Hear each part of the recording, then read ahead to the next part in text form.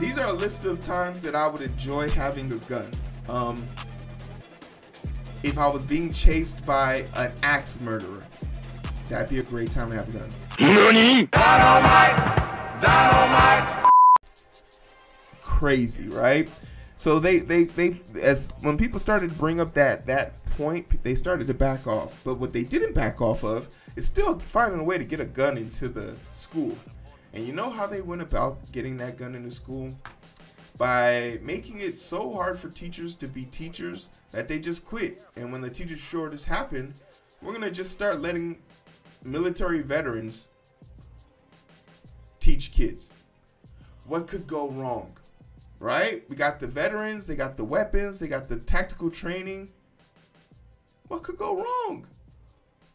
Oh, and by the way, they don't need a college degree. All the testing and all the testing bullshit that we make the teachers go through to be qualified, these guys don't got to do it. As long as they within 5 years are, as long as within the 5 years they're trying to get their degree. They're going to pay these guys the money they could have turned around and paid the fucking teachers to teach. They're going to pay a bunch of military veterans.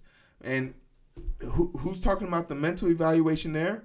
Are they going to have the right to carry their weapons? 2, what qualifies any of them to teach anything? If you don't have a college degree, how are you teaching senior year algebra, like senior year pre-cal? In my senior year, I was taking honors calculus. How are you teaching anatomy?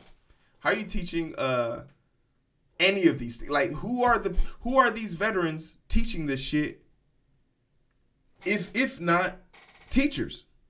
Why are we so against doing what's right in these rare one-off situations, right?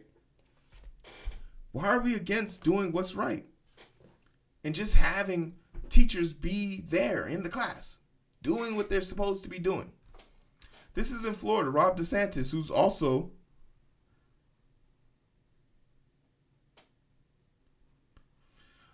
that's a valid question. Is less guns the only way to stop school shootings? If I had to ask you the same question using a different tool, right? Let's think of a high death rate. Let's think of lung cancer. The biggest contribution to lung cancer is cigarettes. Would removing cigarettes, stopping people from smoking cigarettes, significantly reduce lung cancer related deaths? Absolutely. Would removing guns from schools and maybe a massive removal from the population also reduce gun deaths? Yeah, absolutely. Because the only way a gun shooting, a mass shooting or a gun, any type of gun violence happens is there's a gun present. So the logical thing to do if you want to remove gun violence from a situation is to remove guns from a situation. Because we know for a fact that even when you call the police, they'll never get there in time. Even if there is a good guy there with a gun, they won't be able to stop them 100% of the time. In fact, they're only able to stop them it's only increased recently 22% of the time. 22% of the time. The police have a worse rate of 18%. The best police department in the country, active shooter situations only rank at 18%, the New York Police Department. So we know that there's no scenario really where a gun is going to make things better. That's just not how it works. So that would be my answer. Like, if you want to stop the cause and effect, you got to remove the cause or the effect. One of the two. But Rob DeSantis, great questions, by the way, Joe. Military veterans could qualify as a public school teacher even without a 4-year degree. You got to be shitting me. A new state law, SB 896, allows some veterans to get teaching jobs for up to 5 years without completing college. The Lee County School District is welcoming applicants from veterans. I'm extremely excited to bring veterans to our classroom. That is that statement is the statement of a psychopath. A veteran must have served at least 4 years active duty, been honorably discharged. The vet must have at least 60 hours of college credit. The vet must pass a subject area exam. The vet must pass a background check. That's all it takes to teach your kids now. But hey, that was good. But there's undeniable situations when having a gun in our society helps, unlike cigarettes. No, you're absolutely right. You're absolutely right. There's some times that I would love. These are the list of times that. These are a list of times that I would enjoy having a gun. If I was being chased by an axe murderer, that'd be a great time to have a gun.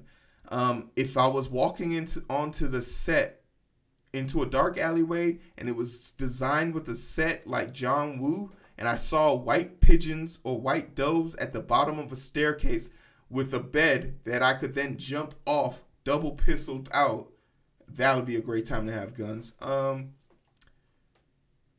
I've lived 33 years of my life, and even though I own a gun, I've never felt the need to even load the gun. The only time I've ever brought my gun out is when I was at a fucking gun show. Not a gun show, a gun range.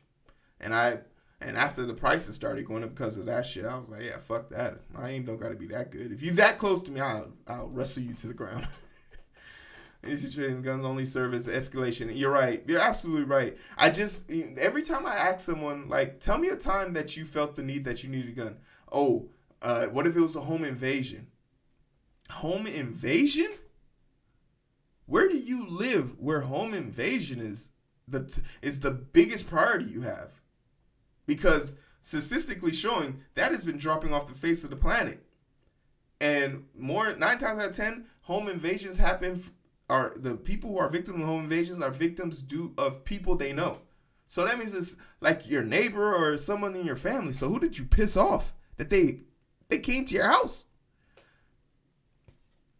And even in that situation, I mean, they usually just coming to steal shit, but who's just coming to your house to try and kill you? That's so weird to me. I always want to know. But hey, let's finish this one off on a high note.